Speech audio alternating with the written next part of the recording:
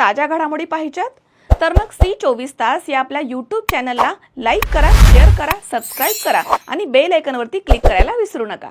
माहूर गडावरील श्री आनंद दत्तधाम आश्रम या ठिकाणी धोंड्याच्या महिन्यानिमित्तानं मोठ्या प्रमाणात महाप्रसादाचे महापंक्तीचे आयोजन करण्यात आले।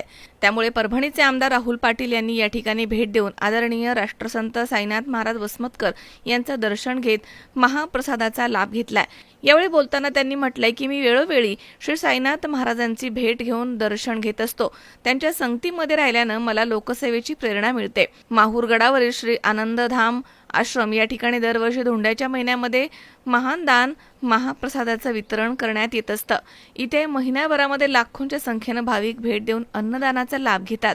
यामध्ये सर्व प्रकारचे लोकसेवक या ठिकाणी येऊन साईनाथ महाराजांच्या सप्तसूत्री कार्यक्रमाचा अनुभव घेत असतात। ही बाब शासनाच्या कानी गेल्यानं शासनाकडनं ITIचे प्रमुख मार्गदर्शक ब्रँड अँबॅसिडर म्हणून साईनाथ महाराजांची नेमणूक करण्यात आली आहे। त्यामुळे आणि तसेच त्यांचे सप्तसूत्री कार्यक्रमाची व्याप्ती भारतामधील अनेक राज्यांमध्ये पोहोचलेली असल्यानं आनंद दत्तधाम आश्रमामध्ये महिन्याभरामध्ये लाखोंच्या संख्येने भाविक महाप्रसाद ग्रहण करतात।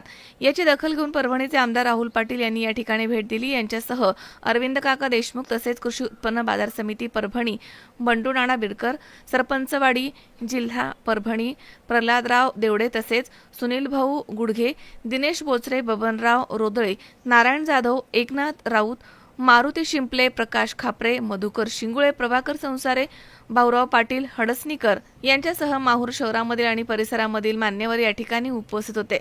तर यावेळी कार्यक्रमाचं सूत्रसंचालन हे पाटील यांनी केलं आहे आणि आभार प्रदर्शन विनोद भारती यांनी केलं आहे। मजहर शेख, C24 तास, नांदेड।